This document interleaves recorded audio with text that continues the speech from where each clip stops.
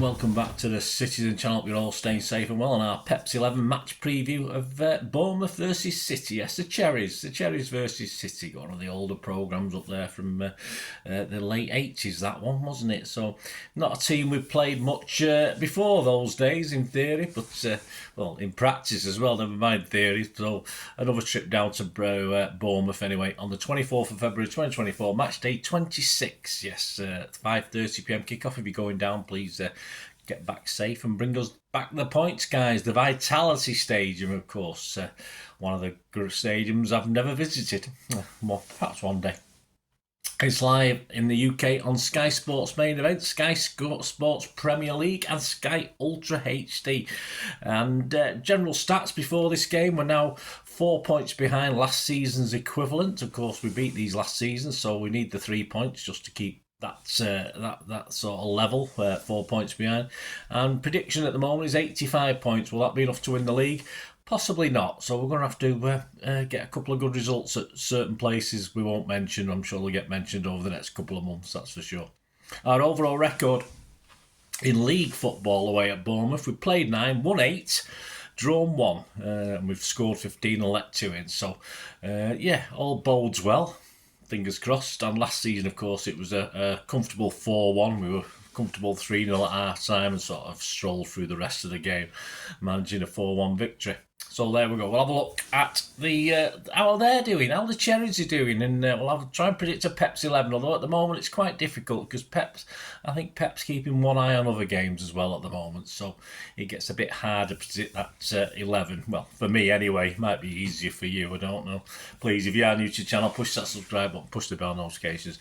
Everything City past, and as long as I can keep going, present as well, and the future. This is the future. Great to have you on board. Spread the word, guys, if you can. Trying to get the subscribers up a bit of a wall at the moment for a few various social media problems I'm having. I'm not getting the support that I used to get from various things, but if you can keep me going, guys, much appreciated. And we'll see on the channel film and TV stuff as well. So that's if you know anyone who might just be interested in that's not interested in City, just point them in my direction. I'll be very grateful. Right, let's have a look at this game. The Cherries, how are they doing? Well, a manager I've not really spent that much time thinking about, in fairness. Andoni Iraola, I think that's probably how you pronounce it, or Iraola, or something like that. Sort of, he's done okay, yeah. I mean, at the moment, they sit unlucky for them, 13th in the division, but again, appear to be doing enough to maintain that Premier League place this season, despite obstacles of the size of the club, etc. They're doing very, very well, punching above the weight. So they've got an 8-point cushion as I'm recording this to the third relegation spot, which is Luton, who actually, I can't imagine Luton closing that tonight because they're playing at Anfield as I'm recording this, but there you go. So a bit of a cushion, but some early plaudits for Iraola have sort of lost a little bit of a shine just recently after a good start, perhaps new manager bounce, I'm not too sure. But there's one thing I think we'll know for sure is he'll have his 11 players and however many subs he uses working hard, because they always do that. They run a lot of kilometres, and probably certainly up there with the most competitive, as in hard working teams in the Premier League, that's for sure.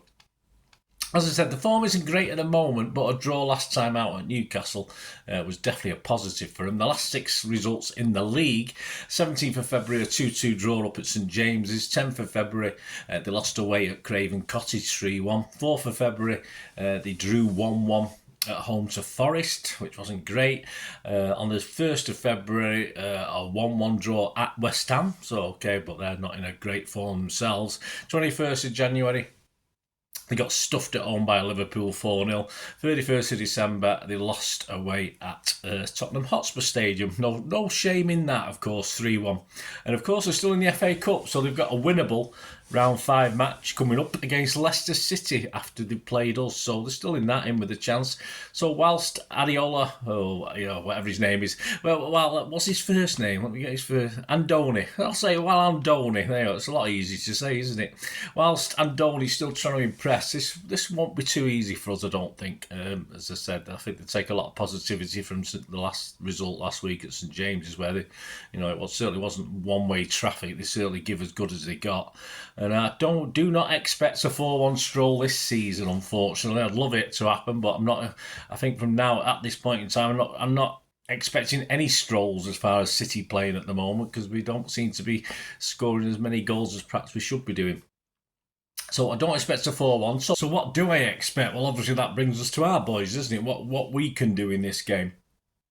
And what does the interesting 11, to say the least, against Brentford? 2 or 3 names in there I didn't quite expect to tell us, if anything. Of course, the 11 in the squad against Brentford was Edison, Walker, Diaz, Stones, Akanji, Rodri, Bob, Foden, Alvarez, Bernardo and Haaland. On the bench, Ortega, Carson, Aki, Kovacic, Doku, De Bruyne, Gomez, Nunes and Lewis. Well, Pep was possibly forced to play, let's say, a slightly weaker line for this one with, of course, KDB tweaking something, wasn't it? His hamstring. But a touchy-feely KDB hamstring may also see him on the bench for this one as well, I sadly believe, for the trip to the Vitality. Certainly wouldn't be risking him to perhaps till later in the game when they're a bit more tired, for instance. Still no Grealish, Gvardiol or Kovacic as far as I know. Certainly Grealish and Kovacic are a week or 2 yet. Gvardiol, I've not heard too much about him, but I doubt it. He wasn't on the bench this week, was he? And I doubt Bob will be starting either away from the Etihad for this one. It was odd, not odd, but it's odd to see Stones and Akanji playing the roles they did. It wasn't odd to see them both in the same team, but Akanji in that more forward role that he says Pep claims he can play it as well as Stonesy, but I get confused sometimes. If that's Stonesy's best position, what Pep wants him to play. Why is he's a very, very, very good defensive player. Don't get me wrong. I'd play Stones week in, week out if he could keep fit, but I just get a bit confused because again it was Akanji against Brentford who seemed to be moving between the lines, and Stones who was a bit more static. But hey, who are we to argue with the maestro Pep? I don't know. We'll try. We will, though. I fully expect Kovacic and Aki for this game, but Lewis may have to wait for the Luton FA Cup game, I think, because I did think he might sneak in against Brentford, Lewis, but it just didn't happen. Rodri, yeah, I fully expect him to play, behave himself on this one, not get booked, and probably be rested against Luton just to keep him out of the firing line. With the potential bookings, of course, still a problem when he gets out, and what games he'll miss is vital to what's going to happen with City based on our stats with and without him, of course. If no KDB, we do look a little lightweight creatively. I think we did again against Brentford, especially a mass defence. I'm not thinking Bournemouth will play a mass defence. I think they're a bit more open, but it's still going to be difficult. But of course, Bernardo and Foden have to be played where they can cause damage, and surely Doku will return down the wing, all to try and supply Erling, who hopefully is available. As I said, obviously with his grandmother dying, there is a funeral, and even though he's not flown back anytime soon, he will be flying back for the funeral. I've no doubts about that. So we don't really know when that is, do we? But he got a goal the other night, a cracking goal as well, so hopefully he's available for this one. So a few little whys and wherefores there. And based on what I've just told you now, this is my 11 for this game. And if we get 7 like I did against Brentford, I won't be surprised. I'm not going to have a downer on it because I think, as I say, Pep's thinking 2, 3, 4 games ahead at the moment when he's doing this, which can be a bad thing. It can be a good thing if you're planning things. Of course it does, but it does make picking an 11 a little bit more difficult. So my 11, Edison, Walker, Akanji, Diaz and Aki, Rodri, Kovacic, Bernardo and Foden, Doku and Haaland. There you go. So, as I said, if we get 7, let me know your 11s, guys. Let me know your thoughts and whys and wherefores. As I say, I don't think there's any other injuries, etc., that we've got to worry about. Predictions, yeah. Andy Morrison's prediction, Moz's verdict. He said, it's never easy down there with a tight pitch, small stadium, everyone on top of you, a bit like Luton with less hostility. That's a good way of putting it. They've been playing well, but Liverpool went there and won 4-0. And though I think this will be closer, I'm saying a City win. So Andy Morrison is predicting Bournemouth 1, City 3. You can get 10-1, about 10-1 on that in a place if you fancy a little go at that scoreline. Very, very boring scoreline, 3-1, isn't it?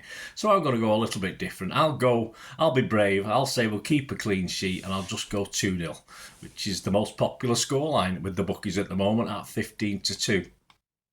What are the rest of the odds looking like? Well, City generally are 10 to 11 on still, as we were last before this Brentford game. Liverpool still available, still around 2 to 1, 15 to 8, so no change. Arsenal slightly moved out. I don't know why particularly. Of course, a little bit more money for City, as I say, very tiny amounts, and Liverpool. So Arsenal slightly out now to 9 to 2 from 4 to 1. Bournemouth to finish top half, you can get 3 to 1. So if you think Bournemouth might go on a run, to finish bottom half is 2 to 7. Seven quid on to win 9. They're the worst bets, aren't they, for Bournemouth fans, you Cherries fans? Match odds, yeah, again. City 4 to 9 on, almost bettable, that, isn't it? 9 quid to win 13 on City. It's almost potential there if you're a big blue to have a go at that. A draw is 4 to 1. And Bournemouth, yeah, not very generous, 6 to 1 to win this one. So, yeah, if you're confident about your team, Bournemouth, have a go, but you're not going to get a lot back from it. Most popular scorelines is 2-1 after my 2-0, of course. The next one is 2-1 at 8 to 1. You get 1-1 and a 1-0 City win at 9 to 1. So, bookies are thinking it'll be close. I have no reason to doubt that it will, in fairness. I'm hoping a 3-4 goal cushion would be nice, but I don't think we can say that with any confidence at the moment. So there you go, guys. I'll be back, of course, with my player rating show and talking point show on Saturday and Sunday. They'll both be out Saturday, or one out Saturday, one out Sunday, whichever way around it is. And of course, everything in between and different and everything above. I'll check the channel out, guys. Lots of stuff, a lot of history stuff, of course, which you can watch anytime you want. It's just out there for your entertainment, and I hope you enjoy it. Let us know your thoughts, guys. It'd be great to hear it. If you're going down there, give us a shout. Let me know you're going down, and and tell me you travel. Tell me about how it goes. Say it's a place I've never been. I will say, perhaps one day. I could always go and watch a Bournemouth match against someone else, couldn't I? But what's the point in that? I'm a City fan. Anyway, thanks for watching, guys. Until we meet again. Well, that's one thing, don't I? Please stay safe, Blues. Come on, City. Bye for now.